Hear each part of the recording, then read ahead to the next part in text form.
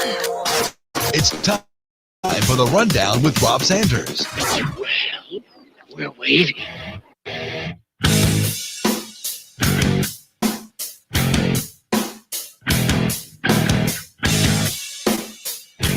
Welcome into the Rundown on Fox Sports Radio 1400 around the world on the iHeartRadio app. My name is Rob Sanders.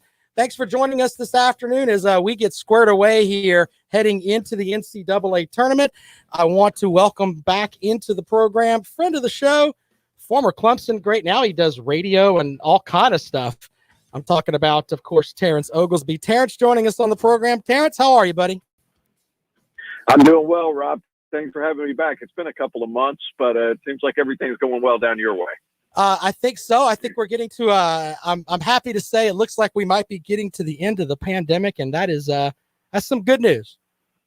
That might be the best news I've heard in a while. I'm excited about the whole thing being over. I'm excited about, I feel like I've been told to get the vaccine for a solid 3 months, and I haven't had the opportunity to get it, so it didn't make a whole lot of sense to me. But now I've got my first dose because I deal a lot with high school kids, so I was eligible to receive it, and I couldn't be happier. So I'm just as happy as you are to kind of get this thing moving in the right direction. Well, let's talk a little bit about the bubble that they're putting players in up in Indiana. I was in on the press conference or the media meetings or whatever it is you want to call it with Amir Sims and Coach Brownell, and they asked Amir Sims about the way that, you're basically locked into your hotel room for 28 hours. And is that something you think that could throw a team off where, hey, sit in this box for 28 hours and then go from there? Yeah, poor kids. They're getting their food brought to them. They all have their video games in there. I let's be honest, Rob, they're fine. There's always something you can find that's not what it would be, but at the same time, like, these guys are treated very well, and obviously, I think they get treated to such a standard now. They get treated so well that anything that throws them off the norm, obviously there's going to be something to say. But as far as staying in your hotel rooms, these guys during their off time, it can't be too much different than what they've been doing anyway, because a lot of these teams and players have been very disciplined in their actions. So it's hard for me to really say that it would be able to throw them off, because this is what they've been doing anyway. Well, out of respect for Amir Sims, he said he doesn't play games. He just had his Apple TV so he could watch his favorite shows. So there you go with that. He wasn't playing his video games. We got to get that out there for Amir Sims. Anyway.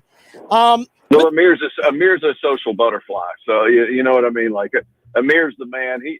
I would imagine Amir finds ways to interact with people, and he does via Twitter or Instagram or something like that.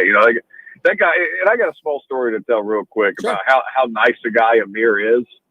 So October 31st, nobody can go trick-or-treating for Halloween. Well, we took our kids to a park nearby. Come to find out, Amir Sims is fully masked, handing out candy to kids. He's the only player there. I don't know how he ended up over in that area, but he's handing out candy to kids, driving by in cars. It's just the kind of kid he is. And I say kid, young man, the kind of young man he is. So he's a pretty unique individual and an excellent representative for the university, in my opinion.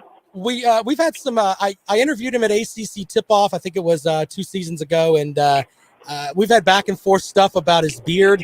And I keep telling, we've had conversations about, hey man, one day you're going to grow up and you'll be able to fill out that beard. And he just thinks that's hilarious. But yeah, Amir Sims is just, he's the top dog there at Clemson. So of course he's got that matchup with Rutgers coming up here.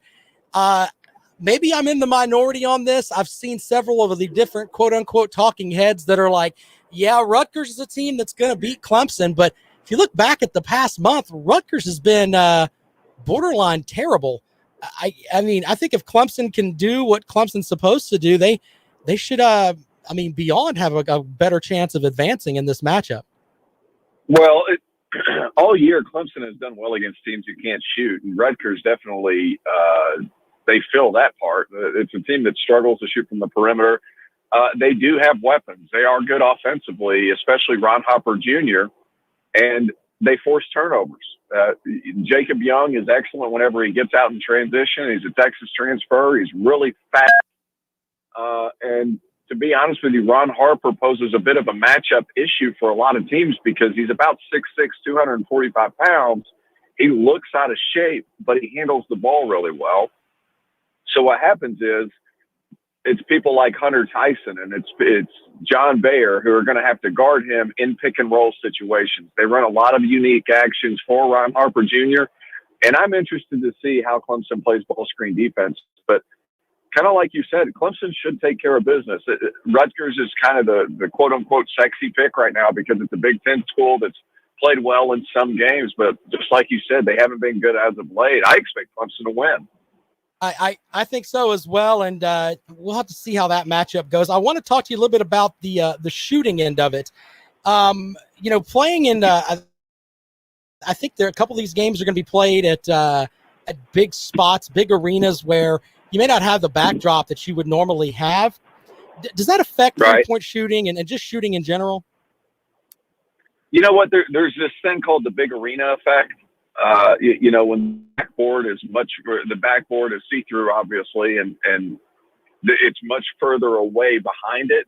And sometimes it does make it look as if the goal is taller than what it typically is or shorter, depending on who you ask. But, I think it's a bigger deal for a team like a Colgate who plays in a small arena and they play in the Patriot League, so they play in a lot of smaller arenas.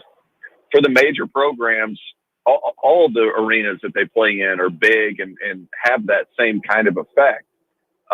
And the way things have been set up this year, I don't see how it would be any different from say, playing at the Dean Dome or playing at Little John or something of that nature. I have to ask this question, and we'll finish up with our Clemson stuff here. Do you think there's just a level of, I don't want to say disrespect, but it's almost like people kind of look down at Clemson because they haven't had the most outstanding basketball tradition over time. Do you think that that's something that happens and just an aura that Clemson has to beat? You know what? There may be some of that there, but at the same time, you got to look at Clemson's recent history. Like that loss to Miami wasn't exactly a bright spot. Miami had 6 scholarship players. Now, those scholarship players that they did have were very good, but, it doesn't look good whenever you lose to a 13 seed, the first 13 seed to get to the, third day of the tournament. It's not a good look. But at the same time, Miami, they bring about some things that Clemson's defense struggles with. Individual offense with Isaiah Wong, individual offense with Cam McGusty. They struggle a little bit to guard the ball. When Clemson is able to guard actions, they are an elite defensive team. Look at Wake Forest. Look at Boston College. Teams that run a lot of offense. Clemson usually has their best performances. And Rutgers, they like to force turnovers, but they also run a lot of actions. So I think there's a chance that you're going to have a good result. Speaking of teams with a lower seed, Georgia Tech is a 9 seed in the tournament. It's kind of a low seed for an ACC champion, but the more and more I look at Georgia Tech with the guys that they have, that is a very interesting team heading into the tournament. It is, the only problem is they're not very deep. And that first round game that they're going to have against Loyola Chicago is going to be a handful. Loyola Chicago has this kid named Cameron Krutwig, about 6'9", 6'10", 265 pounds. If you remember 4 years ago when Loyola Chicago got to the Final Four, he was this big overweight kid that they ran through. Georgia Tech's not going to have an answer for him. Moses Wright's a very good defensive player, the ACC all-defensive team, but he doesn't necessarily have the girth to cover Krutwig, so they're going to have to guard him by committee. And the problem with doing that is Loyola Chicago shoots the ball at an extremely high clip. So it's going to be a difficult game for them, but at the same time, I will never doubt Jose Alvarado, the way he's playing. He turns 50-50 balls into 95-5 balls, and 95% of them are going to him just because he has such a nose for the ball and such a will to win. That was evidenced by his performance in the ACC championship game. I mean, he was just phenomenal. I love Georgia Tech. I've been on them all year, but it's going to be a difficult matchup against Loyola Chicago. 1, because they shoot it, and 2, because Loyola Chicago sees a lot of zone over the course of the year in their league. And so it's going to present a different dynamic than what Georgia Tech's able to do to other teams by switching defenses so much. Well, that's one team that I think is interesting, and there's another team that's the quote unquote trendy upset pick right up there in Rock Hill, where lots of folks are loving Winthrop. 24-1 on the season, a 2-point loss. That's all they've got on the year. They're playing a Villanova team that doesn't have their point guard. I mean, are we seeing some smoke screens here, or are the Eagles good enough to take down Villanova? They're good enough, especially with Colin Gillespie going out with an MCL tear. I mean, that obviously hurts Villanova. He was kind of the Archidiakono of this year's team. And if those listening remember, Archidiakono led Villanova to a national championship. He kind of had that same presence about him from the point guard position. He tears his MCL. The team's been struggling ever since. Now, as far as Winthrop is concerned, they absolutely ran through the Big South, but let's keep it in mind too. Like, it is the Big South. That is one of the low major D1 conferences in the country, and they are 25-1, but there have been no high major games. So it's going to be a significant uptick in opposition from what they're used to, but they're also talented enough. I mean, you go 25-1 for a reason. And it's because Pat Kelsey has a nice squad there, and they run a lot of nice actions to get their guys involved. Terrence Oglesby joining us here on the Rundown this afternoon, and we appreciate that as always. I wanted to ask you a little bit about the number 1 seed Gonzaga Bulldogs, and the talking heads once again are telling us, hey, this is a great Gonzaga team. Tell me why I should look at them as, the clear-cut favorite here, even though I don't really look as high on the West Coast Conference. The thing that's scary, they have three All-Americans. One on the first team and Corey Kispert, and 2 on the second team with Drew Timme and Jalen Suggs. I mean, this is an extremely talented bunch, and they're really deep, and they're old. It's an offensively efficient machine, and they play fast. And they have size to boot, and that helps things. And they really guard, and and when they need to get stops, they really can. They have been really consistent all year. My only question going into it, Rob, is they've been asleep since January 7th. And that was, I think, when they played Virginia. This is a team that hasn't really seen a whole lot of bodies, and it's going to be a shock to their system. I think it's a team that's talented enough to win the entire thing, but I think there's only been one number 1 overall seed win the entire thing in the past 10 years. It's never who everybody thinks it's going to be. And they have a second-round game. They're either going to play Missouri or Oklahoma. Neither team is full of world beaters, but they do have guys who can get hot for one night. Austin Reeves for Oklahoma is really good, and Missouri plays 9 juniors and seniors consistent minutes. That's a recipe for disaster against a team that they have to play fast in Gonzaga. And if you have a team that controls pace against the Bulldogs, you could have some success. Well, speaking of which, I like Illinois the more and more that I watch them play. I just think that they've got the backcourt and the front court. I mean, they just seem beyond solid. I like them better than Gonzaga. I mean, am I out of my mind on that? That's who I picked to win it. Oh, well, there you go. I picked to win it. Well, we'll be crazy together. It's cool. Yeah, no. You know what? Whenever I played in the NCAA tournament 2 years, you play with a lot of ticky-tack stuff, and they'll call a lot of fouls during the regular season. Once you get to the tournament, those games go back to back to back, so they kind of have to keep the game moving. You can't call a ton of fouls. And so you have to be extremely physical. There's a lot that's let go. Now, what do you need? You need 2 things. You need to be really good on the backboards. Check. Kofi Coburn's exceptional at that level at doing that, and Baranishvili, his backup 5-man. They can go really big and just absolutely climb the backboards. And the other thing you have to have is you have to have a guy who can break you down off the dribble, because when it comes to tournament time, it is so heavily scouted that defenses are going to be able to take away pretty much everything you run. So you better have somebody who can break people down off the dribble. Ayu Dosunmu, first team AP All-American. He's that guy who can do that for the Fighting Illini. I love Illinois. I think they're big enough. I think they have enough shooting, and they have Ayu Dosunmu, who is truly unique compared to the rest of the country. Well, and speaking of which, final question for Terrence Oglesby here on the rundown this afternoon. We appreciate him taking some time out with us.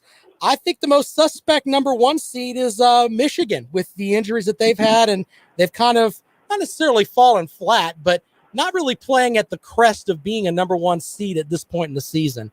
Are you following that? Does that make sense there?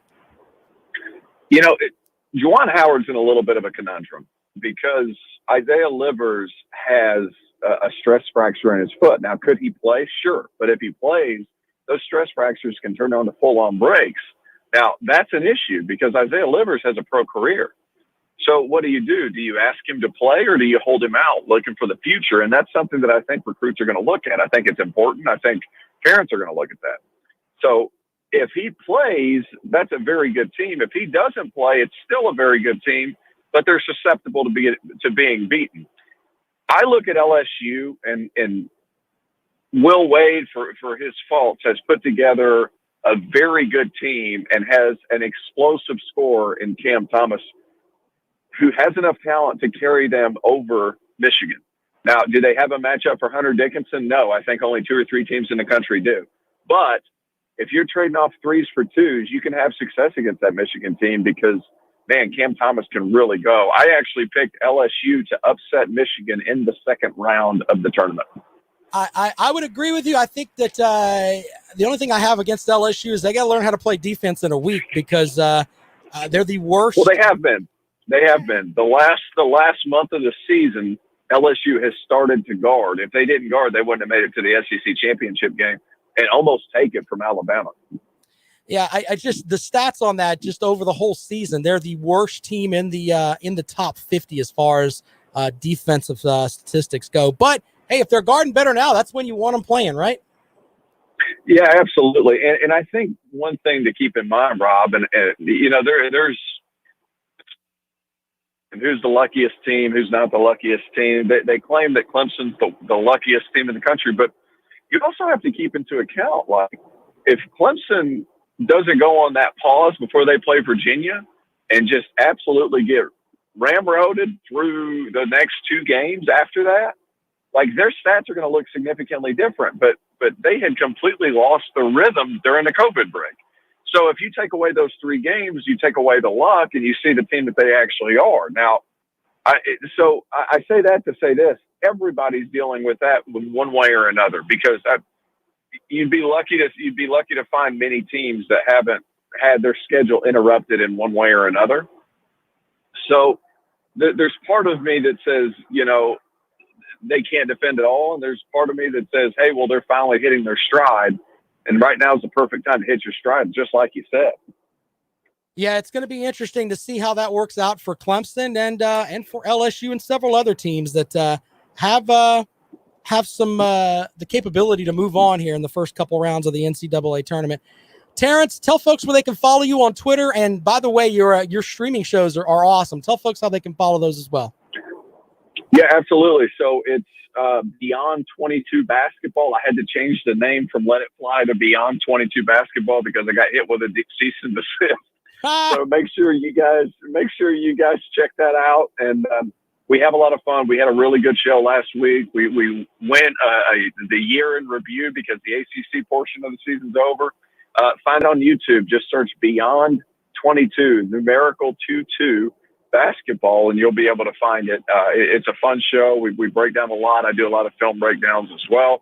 And then follow me on Twitter at Coach TO22. I go back and forth with pretty much everybody and basically talk hoops year round. So I'm also going to be helping with some AAU teams this summer, so I'll be on the circuit quite a bit as well. So there's going to be a lot of information passed out that way as well.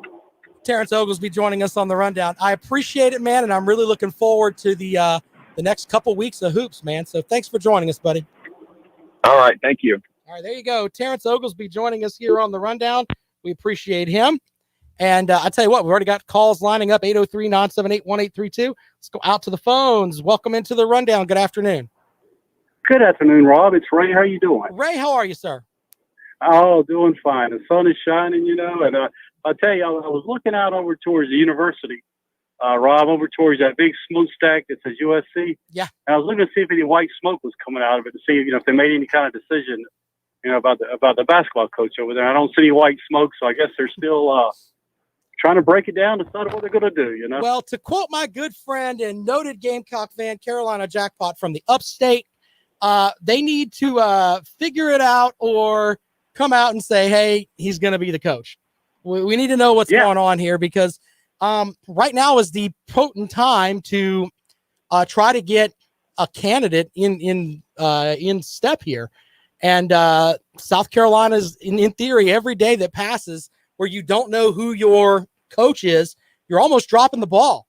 So they need to get with it. Either way, if they're going to go with Frank Martin, that's great. And I think that's the way they should go. But if they're going to make a change, they need to make it now. I agree. And Rob, the thing that's got me, the one word or two words I guess I hear is soft landing. That they want to create a soft landing. And I'm again. What the hell is a soft landing? Are we flying a plane?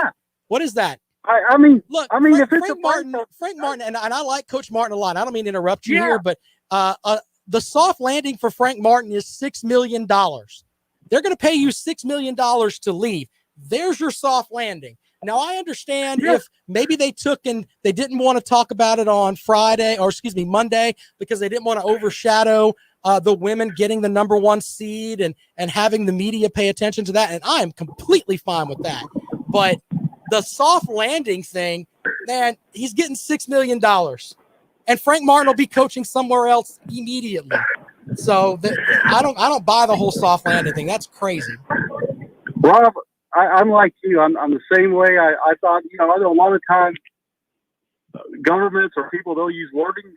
I think that wording soft landing that was a little bit of a puzzle there. Almost laughable, but anyway, but you're exactly right. Whatever decision they make, if somehow they were going to go the other way, they're cutting their own throats, because you're right, candidates are getting swooped up left and right, But anyway, I just thought that was kind of interesting. I'm with you with the soft landing thing, but enjoy your show, Rob. Thank you, sir. Hey, man, thanks a lot for joining us here on the Rundown. And there are people that disagree with me on that, on the whole front of Frank Martin, but I mean, just look at it from a physical appearance. Frank Martin looks like, I don't want to say the program has beat him down, but he's caught COVID twice in a year. Let's give the man somewhat of a break. He hasn't had his whole team, playing in a completely different arena than what you would have, having to basically use your first set of games as practices. That's basically what it was. The beginning games of the season, you could argue, were essentially practices for South Carolina, as they're trying to figure things out that they were that they didn't really get the opportunity to, with different issues with COVID and everything else. So I think throwing Frank Martin out is silly. But I'm also in the camp of, it looks stupid to pay $17 million to Will Muschamp, $6 million to Frank Martin, and you in less than a calendar year. And, there's talk among not just at South Carolina, but across the country, where certain athletic programs have been going away from certain sports. The perfect example in the Palmetto State is Furman's baseball team. Furman's baseball team was cut. You look silly if you pay $23 million to coaches that are not here anymore as an athletics program. But if South Carolina comes out and says they're cutting a more non-traditional sport because of funding, that is just insane to me. And if you hear that, it's just not going to work. It's not going to work in the eyes of the public. And I'll be the first one here defending those non-traditional athletes who committed to the University of South Carolina. And the University of South Carolina thinks it's more important to pay $23 million to two coaches that aren't there. Yes, I know the Will Muschamp thing makes sense. He never did anything that was valid at South Carolina as far as the wins and losses front. But to fire Frank Martin is insane to me. Take calls on that at 803-978-1832. Quick break and we come back. We'll have more for you here on The Rundown. This is Fox Sports Radio 1400.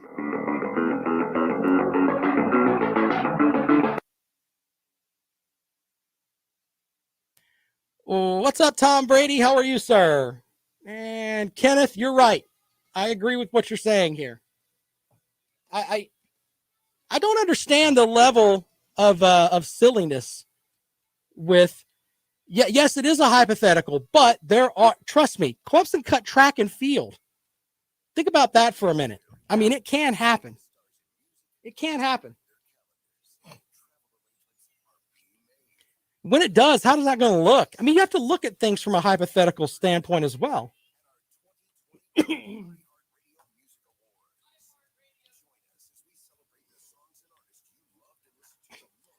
got some Gamecock football notes, guys. If you're into that. Oh, and I've got plenty of I've got wide receiver stories from the NFL, Deshaun Watson stories. I got all kind of stuff.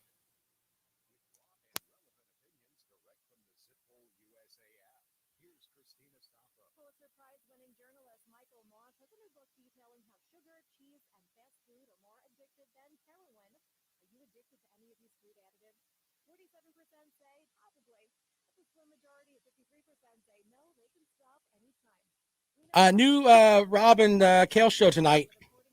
We'll get an update on Kale with his Optavia. Have all of that.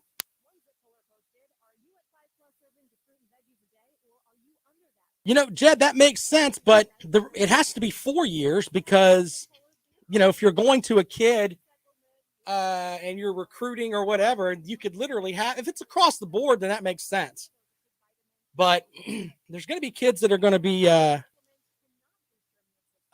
in the mix as far as, well, you don't have a contract for the amount of time that I'm going to be there. So I'm going to talk about the Deshaun Watson sexual harassment suit. I've got that too. Yeah, we're definitely getting into that today.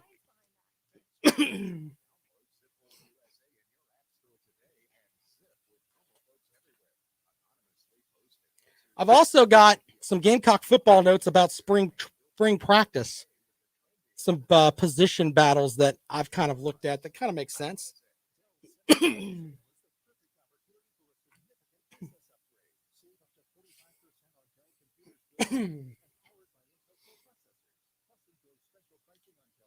And trust me, if one conference, sets it up where it's that way, or one university does, everybody's going to recruit against that. That's like recruiting against old coaches. You know, your coach is 65 years old. How long is he going to coach? Our coach is 50. He's got another 15 years in him.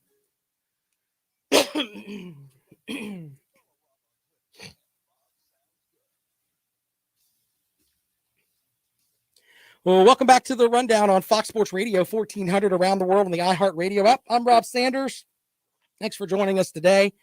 Follow me on Twitter. I'm at Rob Sounds Good. I've got, you know what? I've got South Carolina notes in a moment. But I've got just a couple of minutes here before we go into our next break. And I wanted to talk about a couple of NFL notes. And then I want to talk also about Deshaun Watson, the allegations of sexual assault. We'll talk about that in a moment. Those are words I never thought that I would put together. Deshaun Watson, allegations of sexual assault. That just doesn't make any sense. So, yeah, there's that. A couple of notes from the chat room talking about contract situations. Jed says, real simple, quit giving long-term contracts, cap them at 3, and renegotiate based on performance. You know, I remember the Utah Jazz with Jerry Sloan, and he talked about the way his contract was. And I know it's an old school way that he did it, but he would go to the owners. They had a handshake deal every year, and he would go up to them and they'd negotiate yearly on what his salary should be. They'd have a handshake and they'd go about their merry way. Now, I know that's on the pro front. I wish it could get that way on the college front. That would make a lot of sense. But coaches, if it were 3 years, and you're a recruit, you could say, hey, your contract's only 3 years. You're not going to be there if I'm going to be a senior, there can definitely be that out there. So there's that. And of course, I mentioned to the folks in the chat room that they'll use the age argument too. If your coach is old, hey, how long do you plan on coaching? You're 65 years old, etc. Tom with a great point. That's all they've got on Saban in the recruiting argument is age. Yeah, but Nick Saban can put national championship trophies in front of them. And if you want to win, that's important. Talking about the number of players Alabama puts in the NFL, that's important. When we come back, we're going to talk a little bit about something that broke last night. And if you follow my page at foxsportsradio1400.com, I had the full story up on this. Deshaun Watson had to respond to a lawsuit filed against him about sexual harassment. And we'll talk about that when we come back here on The Rundown. Of course, you can follow me on Twitter. I'm at Rob Sounds Good. We'll be right back.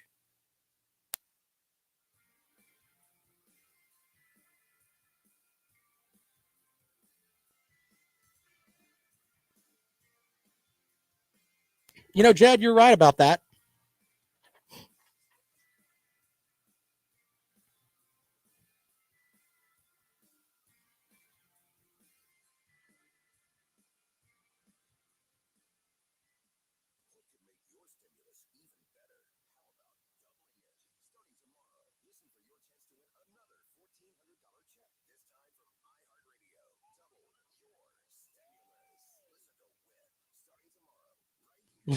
Les Miles is a perv.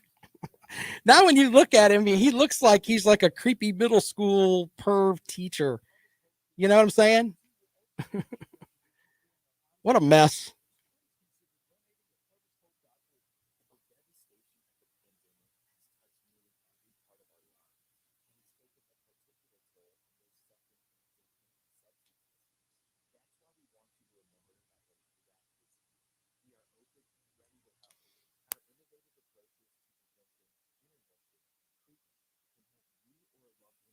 It's ridiculous that what this guy wrote.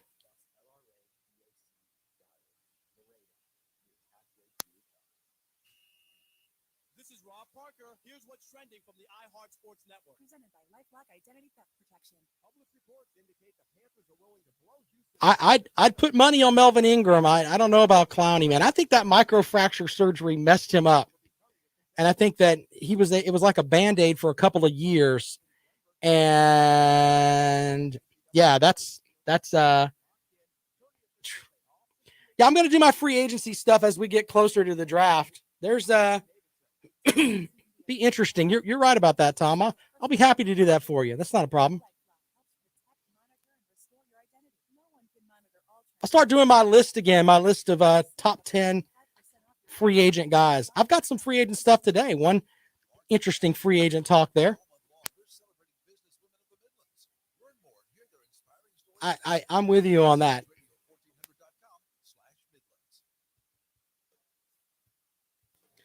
Well, welcome back to the Rundown on Fox Sports Radio 1400 around the world on the iHeart Radio app. Interesting story about Deshaun Watson came out last night. Full story is up on my blog page at foxsportsradio1400.com. There is an attorney in Texas. His name is Tony Busby. He put out on his Instagram page, along with a video of Deshaun Watson, by the way.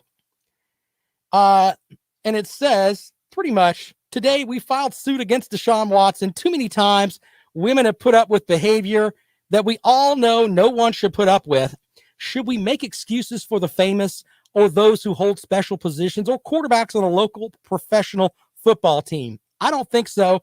All people are equal and all deserve dignity and respect. So he says this case we filed against Watson isn't about money. It's about dignity and stopping behavior that should be stopped. Now, apparently, he is a guy that is defending or is putting out there, bringing charges against Watson from Watson's masseuse. Okay. Now, I don't know what happened in this room with Deshaun Watson and his masseuse. The only two people who know this are Deshaun Watson and his masseuse. So I'm not going to pass judgment on any of it. I don't think you should judge people until things come out anyway. But here's where the problem that I have. If something happened there, get with your attorney and go to the police. Why are you, if it's not about money, why are you filing a civil suit? If you're filing a civil suit, you're going to get money, right? I mean, am I on the back end of this that I don't know what I'm talking about? If Deshaun Watson did something to his masseuse that was where he sexually harassed his masseuse, then Deshaun Watson should face whatever it is that he did. I don't have any issue with that at all. But to come out and do a lawsuit, that just doesn't hold much water with me, especially when you say it's not about money. And he says on in his Instagram, let me say this. I'm a Marine. I'm not easily intimidated. If you have info or have been part of this, contact my office. And he gives the address.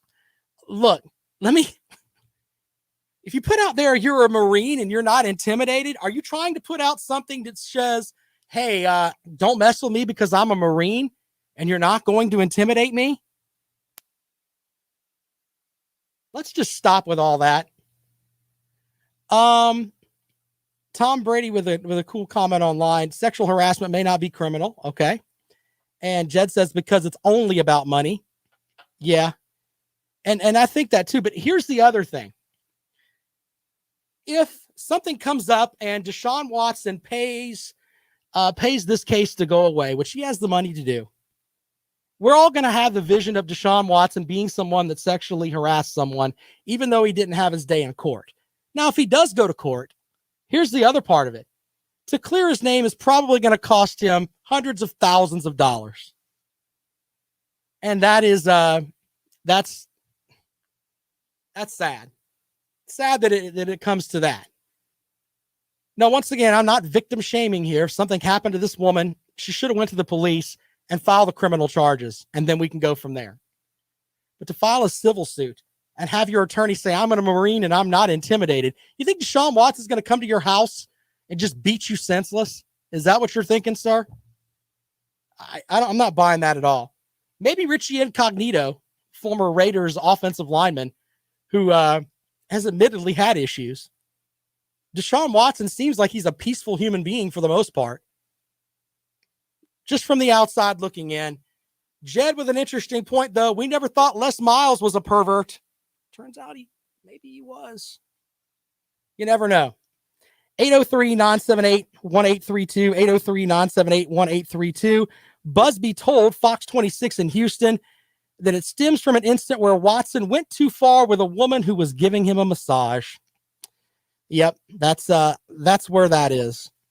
And Watson responded on Twitter, as a result of a social media post by a publicity-seeking plaintiff's lawyer, I recently became aware of a lawsuit has apparently been filed against me.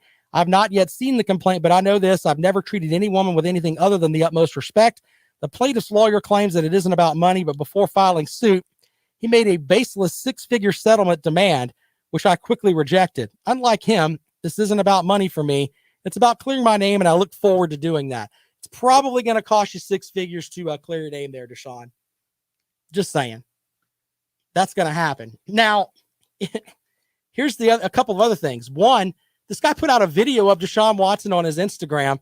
If I'm Deshaun Watson's attorneys, I would point blank tell him, you can take the likeness of Deshaun off of your Instagram page, sir. Trust me, that can happen a good bit. And the second thing is, if I'm Watson, I'm going to countersue. If you didn't do anything, that's what you should do. Countersue them, but countersue them for court costs and the cost of your attorneys. 803-978-1832. Will Cooley with a callback reference here. Deshaun Watson pulling a Peyton Manning. I don't think she was a masseuse. She wasn't a trainer, though. But very interesting callback there. A couple of other Deshaun Watson notes before we get out of here on this segment. One NFL insider says that the Philadelphia Eagles are a landing spot for Watson from Jason LaConfora. And the other one is another NFL insider. This is Joe Person from The Athletic. One NFC team is locked on to trading for him. That would be the Carolina Panthers. I think Deshaun wants out of Houston right now. I really do. So we'll see where that goes. Houston's not making any effort to trade him so far, unless they're doing it in the smoke-filled rooms where nobody knows exactly what's going on. By the way, one free agent note, former Somerville product, AJ Green, is signing with a new NFL team. He's going to play for the Arizona Cardinals. So you're going to have AJ Green on one side and DeAndre Hopkins on the other, and Kyler Murray stirring the pot. That makes the Cardinals pretty interesting. I know that AJ Green is old, but still, when the guy's on the field, that's pretty impressive. Tom says the Lions could move in with all of those picks they got for Stafford, but does Watson want to go to Detroit? That's interesting. And Christian Kirk, okay. But AJ Green going from the Bengals to the Arizona Cardinals. That gives the Cardinals one of the better receiving cores. So interesting stuff there. One other note too, the Bears quarterback situation. They signed Andy Dalton. So look at it from this perspective with the Bears. They've got their general manager is going to get their coach fired, or he's going to end up putting them in a position where he's going to have to be fired because they're going to be terrible. Ryan Pace has put Mike Glennon, Mitch Trubisky, Nick Foles, and Andy Dalton. That's your list of quarterbacks there for the Chicago Bears. He's like, he should fire himself for that. If that's the best that you can do for your program, for your football team, fire yourself. I'm fully behind that. All right, when we come back, I've got my notes here on spring practice for South Carolina, which starts on Saturday, by the way. And I've got a couple notes on Clemson's practice, too. They're getting to the point where it wraps up on April the 4th with the spring game. So we're not that far off from the spring game for Clemson. For South Carolina, they're just getting underway. So I've got some interesting notes here that I put together about not necessarily position battles, but areas to watch and a couple players to watch for South Carolina. So we'll talk about that when we come back. As always, you're welcome to join the show at 803-978-1832, 803-978. Well, 1832, that is the number to call if you want to join us here on The Rundown. This is Fox Sports Radio 1400.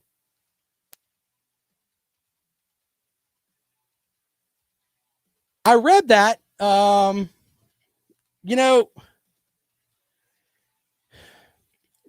think there's certain franchises you just can't win at.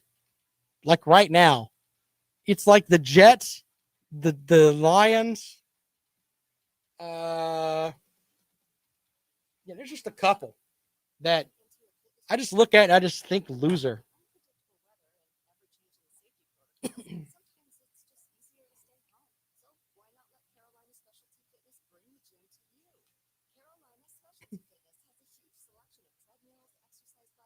Maybe I thought he was going to be great. Yeah, the Pats have one free agency. Can't really argue that.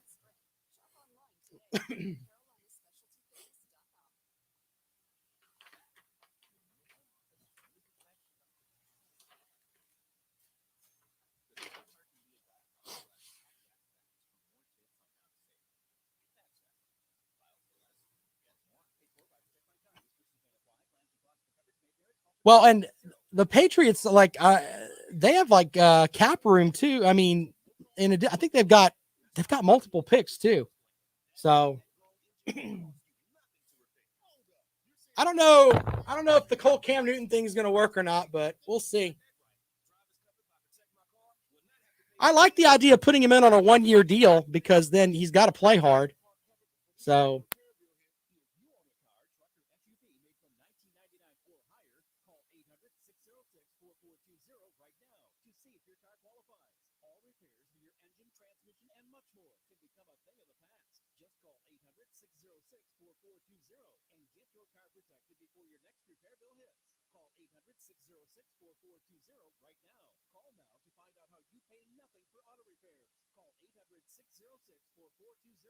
I'm jacked to see what South Carolina does as far as with Beamer, what he's going to change. Little things like that. I just felt like with Muschamp, it was just like a like a house of doom. That would be who they should get. You know, why not get him and have Cam for a year? But I don't know if Cam's the best guy to mentor young quarterbacks anyway. I don't know.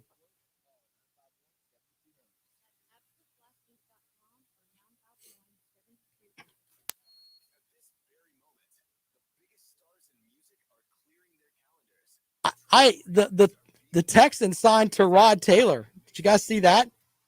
I don't know if that's a shot across the bow or not. They're paying him, I think it's what was it, 8 million, 9 million to be a backup? Something like that. I got to look it up. That's a heck of an insurance policy if you're not going to have Deshaun Watson.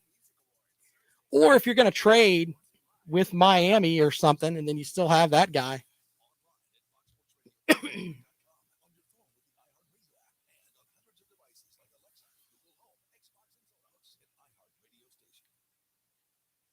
Welcome back to the Rundown on Fox Sports Radio 1400 around the world on the iHeartRadio app. By the way, Fox Sports Radio 1400 wants to make your stimulus even better by doubling it.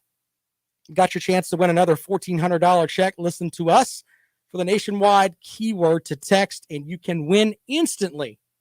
Double your stimulus payment, ladies and gentlemen, with iHeartRadio here and, of course, Fox Sports Radio.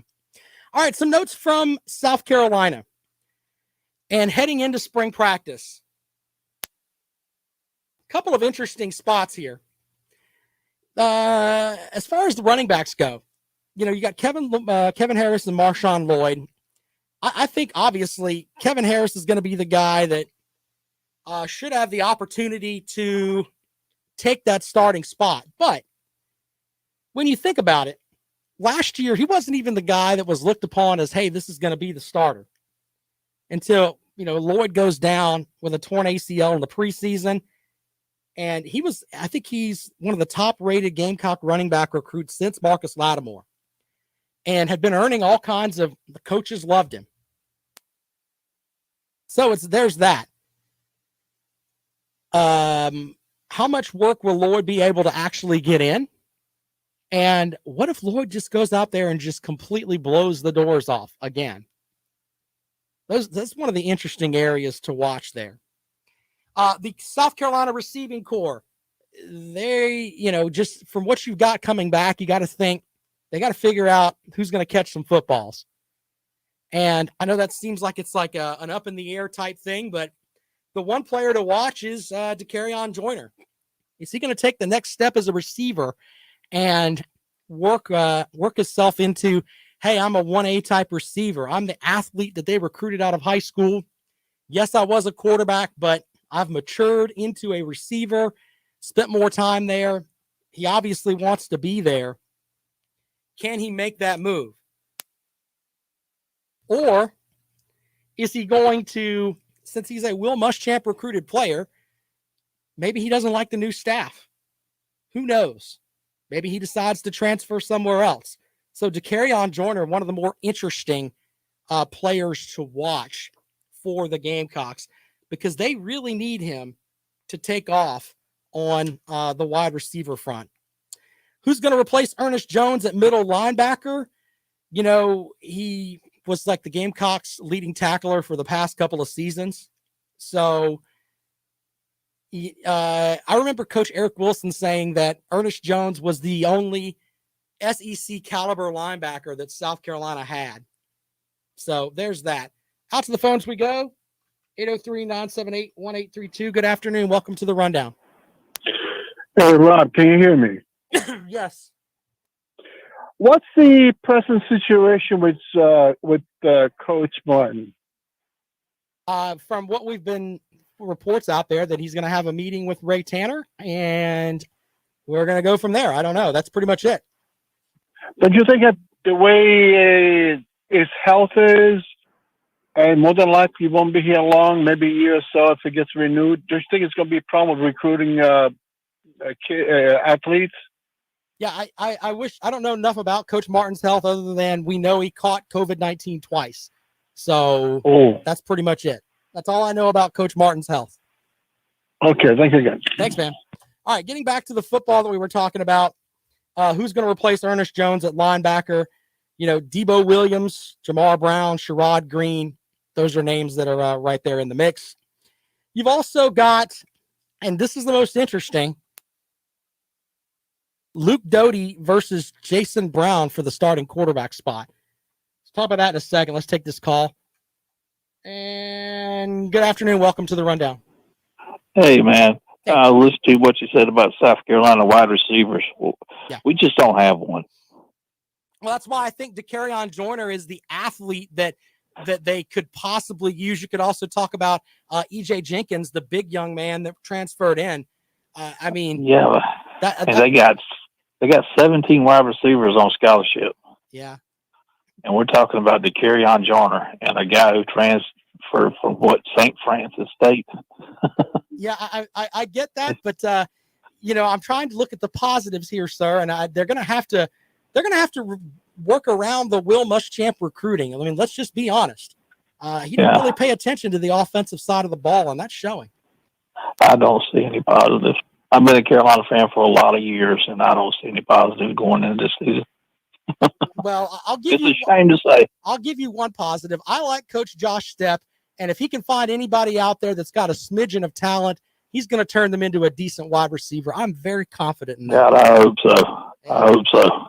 Thank you, man. Appreciate it, buddy. All right, final thing, Luke Doty versus Jason Brown for starting quarterback. Now, the big thing with Doty, he is a dual threat guy. There's talks that he may be one of the fastest guys on the team, and that's awesome. But when it comes down to it, who is going to be the starting quarterback? Are you going to go with him, or are you going to go with the young man Jason Brown? Brown's 235 pounds, more of a pocket passing type of player. It looks like he can take some big hits. But the other end of it, too, is that Doty last year ended up taking a lot of shots. And if he gets the wrong shot, you may get injured. Now, I know that guys are out there and they're going to get hit. But when I watched Doty play last year, it was like giving your 14-year-old the keys to a Ferrari and telling them drive as fast as you possibly can. Maybe they've done well, maybe they won't. It's kind of how I feel. It's like you're just holding on for dear life with that. Now, he didn't really have any games where he completely stood out, but he does have the most experience. And I think Jason Brown coming in, it gives South Carolina another option. It really does. I don't think it's that far-fetched to sit here and say that they didn't bring Jason Brown here to sit on the bench. They brought him here to compete and try to win the starting job. So we'll see how that works out there. But I think those are the most interesting positions there for South Carolina heading into spring practice. Heading into spring practice, I think that's kind of the big things that you have there. Wouldn't be shocked on a couple of things. One is Jason Brown gets to be the starting quarterback. And two, DeCarrion Joyner either makes his way at receiver and he's 1A or he's 1T, as in transfer. Just saying. I think it's going to be one or the other with DeCarrion Joyner. We'll see how that works out. And once again, I'm just a guy sitting back, and it's just stuff that I've observed and read and everything else. Just the vibe that I get from South Carolina. Those are the big spots. Big, huge spots there. Tomorrow on the program, we'll look at some more NCAA tournament stuff. NIT starts tonight in Texas in front of a crowd of 10s. I'm serious. I don't know who's going to be watching the NIT in Texas. It should be a mess. The women's NIT, quickly on that, they're doing 32 teams, and every team gets a guaranteed 2 games. In the middle of a pandemic, I don't know how all that's going to work. Thanks to Terrence Oglesby for joining us here today, talking a little hoops, and everybody who called in. Appreciate that. You're welcome to call in every day. More listener interaction is great. The online interaction is awesome. Tom checks us out every day. Will checks us out. Thrills Mills checks us out. Appreciate all of that. Don't forget, Lawton Swan of Clemson Sports Talk is next. He is the czar of Clemson Sports. Stop looking at me, He Swan. will take you home this afternoon right here on The Rundown, or right here on Fox Sports Radio 1400. This has been The Rundown. We'll see you tomorrow. Appreciate you guys, man. I'll see you tonight. New Rundown. Get my shows mixed up. New Rob and Kale show tonight. Talk to you guys later on.